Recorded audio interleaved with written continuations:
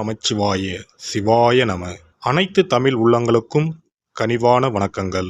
அனைவருக்கும் இனிய தீப ஒளி திருநாள் வாழ்த்துக்கள். நவராத்திற்கு பிறகு சூரிய பகவான் கன்னி ராசியில் இருந்து துலாம் ராசிக்கு பயிற்சியாக உள்ளார்.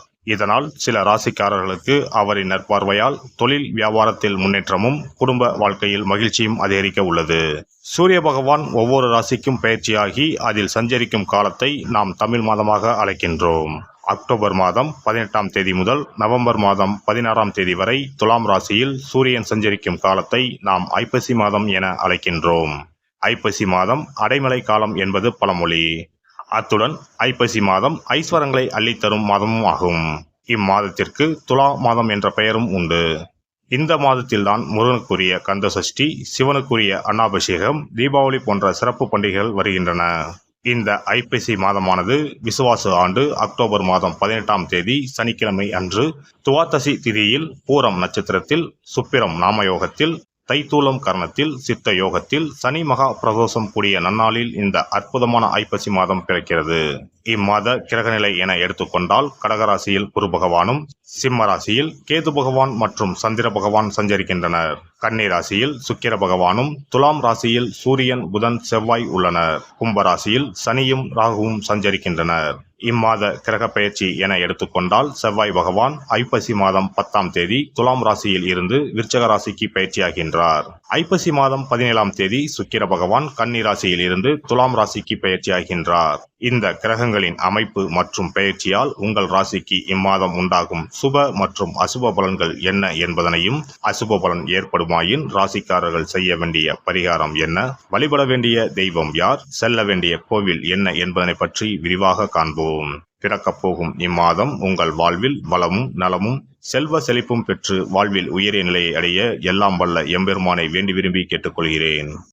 மகர ராசி அன்பர்களே, இந்த மாதம் நீங்கள் எடுத்த முயற்சிகளில் வெற்றி கிடைக்கும். பணவரத்து எதிர்பார்த்தபடி இருக்கும். உங்களது பேச்சை மற்றவர்கள் சரியாக புரிந்து கொள்வார்கள். எந்த ஒரு காரியமும் இழுபறியாக இருந்து முடிவில் சாதகமான பலன் தரும். வீட்டை விட்டு வெளியில் தங்க நேரலாம். தொழில் வியாபாரத்தில் இருந்த சிக்கல்கள் நீங்கி முன்னேற்றம் உண்டாகும்.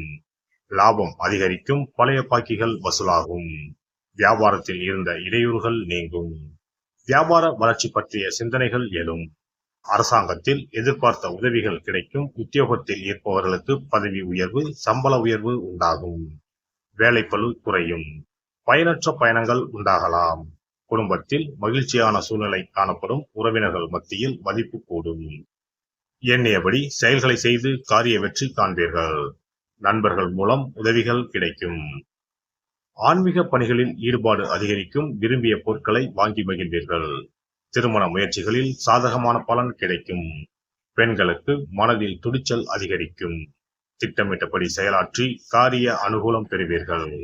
கலைத்துறையினருக்கு தொழில் தொடர்பான நெருக்கடிகளை சந்திக்க வேண்டி வரும். புது ஒப்பந்தங்கள் தொடர்பான காரியங்கள் சாதகமாக முடியும்.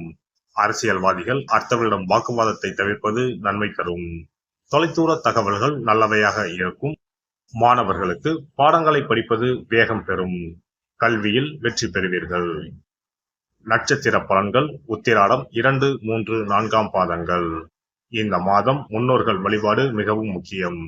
நம்பிக்கையுடன் செய்யும் இந்த வழிபாட்டால் நேர்மறையான செயல்கள் அனைத்திலும் வெற்றிகள் கிட்டும். பதற்றத்தை தவிர்த்து நிதானத்தை கடைபிடியுங்கள். சிற்சில விரயங்கள் ஏற்பட்டாலும் அவை யாவுமே சுப செலவுகள் தான் என்பதை உணருங்கள். திருவோணம் நட்சத்திரம். இந்த மாதம் வியாபாரிகளுக்கு நெடுநாட்களாக இருந்து வந்த கடன்கள் தீரும். கூட்டு வியாபாரத்தில் கணிசமான லாபம் கிடைக்கும். வெளிநாடுக்கு ஏற்றுமதி செய்வோருக்கு புதிய ஆர்டர்கள் வந்து சேரும். புதிய இட ஒப்பந்தங்கள் கையெழுத்தாகும். தொழிற்சாலைகள் வைத்திருப்போருக்கு நல்ல லாபம் கிடைக்கும். அவ்விட்டம் 1, 2ஆம் பாதங்கள். இந்த மாதம் ஊதியம் உயரும். மேலதிகாரிகள் உங்களை நம்பி புதிய பொறுப்புகளை ஒப்படைப்பார்கள். உடலில் இருந்த சோர்வும் மனதில் இருந்த குழப்பமும் மறையும். இதனால் உங்கள் தோற்றத்தில் பொலிவு உண்டாகும். சக ஊழியர்கள் உங்களிடம் பகை மறந்து நட்பு பாராட்டுவார்கள். ஆஞ்சநேயரை வணங்கி வர காரிய தடை நீங்கும். குடும்ப பிரச்சனைகள் தீரும். ஒரு முறையாவது குல தெய்வத்தையும் இஷ்ட தெய்வத்தையும் ஒரே நாளில் சென்று தரிசித்து வாருங்கள். கடன் பிரச்சனைகள் தீரும். குடும்பத்தில் மகிழ்ச்சி நிலவும். மன நிம்மதி உண்டாகும். சிறப்பு தொகுப்பு. ஐப்பசி மாதத்தில் என்ன வழிபாடு செய்தால் குறையாத செல்வம் சேரும் என்பதனை பற்றி காண்போம். தமிழ் மாதங்களில் 7வது மாதமாக வரும் ஐப்பசி மாதம் பாவங்களை போக்கி புண்ணியங்களை பெருக்கிக் கொள்வதற்கான மாதங்களின் துவக்க மாதமாக கருதப்படுகிறது. ஐப்பசி மாதத்தில் என்னென்ன வழிபாடுகள் செய்வதால் வீட்டில் குறைவில்லாத செல்வம் சேர்ந்து கொண்டே இருக்கும், கடன் பிரச்சனைகளில் இருந்து வெளியே வருவதற்கு வழி கிடைக்கும், என்னென்ன காரியங்கள் செய்தால் வீட்டில் நன்மைகள் பெருகிக் கொண்டே இருக்கும் என்பதனை பற்றி காணலாம். ஐப்பசி மாதம் என்பது மழைக்காலத்தின் துவக்க மாதமாகும். சூரிய பகவான் துலாம் ராசியில் சஞ்சரிக்கக்கூடிய மாதம் என்பதால் இதனை துலாம் மாதம் என்றும் சொல்லுவதுண்டு. தமிழ் மாதங்களில் ஐப்பசி மாதம் என்பது ஐஸ்வர்யங்களையும் கேட்ட வரங்களையும் அள்ளி கொடுக்கக்கூடிய மாதமாக அமைகிறது. குறிப்பாக வீட்டில் செல்வ செழிப்பு குறையாமல் சேர்ந்து கொண்டே இருப்பதற்கு மகாலட்சுமியின் அருளை பெறுவதற்குரிய மிக முக்கியமான மாதமாக ஐப்பசி மாதம் கருதப்படுகிறது. ஐப்பசி மாதத்தில் செய்யக்கூடிய வழிபாடுகளுக்கு பலன்கள் அதிகம். இந்த துலாம் மாதத்தில் காவிரியில் சென்று புனித நீராடுவது மிகவும் சிறப்பானதாகும். ஐப்பசி மாதத்தில் கங்கை உள்ளிட்ட அனைத்து புனித நதிகளும் தங்களின் சக்தியை புதுப்பித்துக் கொள்ளவும் பாவங்களை போக்கிக் கொள்ளவும் காவிரியில் வந்து ஐக்கியமாகி நீராடி செல்வதாக ஐதீகம். அதனால் இந்த மாதத்தில் காவிரியில் நீராடினால் அனைத்து புனித நதிகளிலும் நீராடிய பலனை பெற முடியும். ஐப்பசி மாதத்தில் சிவபெருமானை வழிபடுவது சிறந்தது. ஐப்பசி மாத பௌர்ணமியில் சிவபெருமானுக்கு அன்னாபிஷேகம் செய்வது வழக்கம். இந்த மாதத்தில் அன்னாபிஷேகத்திற்கு தேவையான அரிசி, காய்கறிகள் போன்றவற்றை கோவிலுக்கு தானமாக கொடுப்பது நல்லது. இதனால் வீட்டில் எப்போதும் உணவு பஞ்சம் என்பதே ஏற்படாது.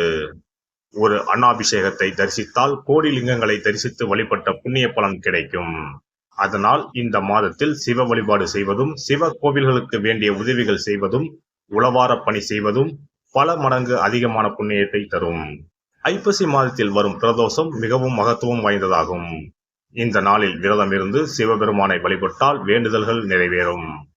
ஐப்பசி மாதத்தில் காவிரியில் நீராடி துவாதசியில் பெருமாளை தரிசிப்பதால் வீட்டில் தனம் தானியம் பெருகும், குடும்பத்தில் நல்லது நடக்கும், கடன் பிரச்சனைகளில் இருந்து விடுபட முடியும். நாம் வாங்கிய கடன் மட்டுமின்றி பிறவி கடனையும் தீர்க்கும் புண்ணியம் சேரும் மாதம் ஐப்பசி மாதமாகும். ஐப்பசி மாதத்தில் வரும் ஒவ்வொரு வெள்ளிக்கிழமையும் மாலையில் வீட்டில் 6 நெய் தீபம் ஏற்றி மகாலட்சுமியை வழிபடுவது சிறந்தது. இதனால் மகாலட்சுமியின் அருள் எப்போதும் நம்முடைய வீட்டில் நிறைந்திருக்கும். மகாலட்சுமியின் அருட்கடாட்சத்தால் வீட்டில் குறையாத செல்வம் சேரும், கடன் பிரச்சனைகள் தீரும். அதேபோல் ஐப்பசி மாத வெள்ளிக்கிழமைகளில் லட்சுமி குபேர பூஜை செய்வதும் சிறப்பானதாகும். குபேரருக்கு நாணயங்களால் அபிஷேகம் அர்ச்சனை செய்து வழிபடலாம். எல்லாம் வல்ல இறையருளால் நீங்களும் உங்கள் அன்பு குடும்பமும் உடல் நலம், நீலாயுள், நிறை செல்வம், உயர் புகழ், மெய்ஞானம் ஓங்கி வாழ்க வளமுடன்.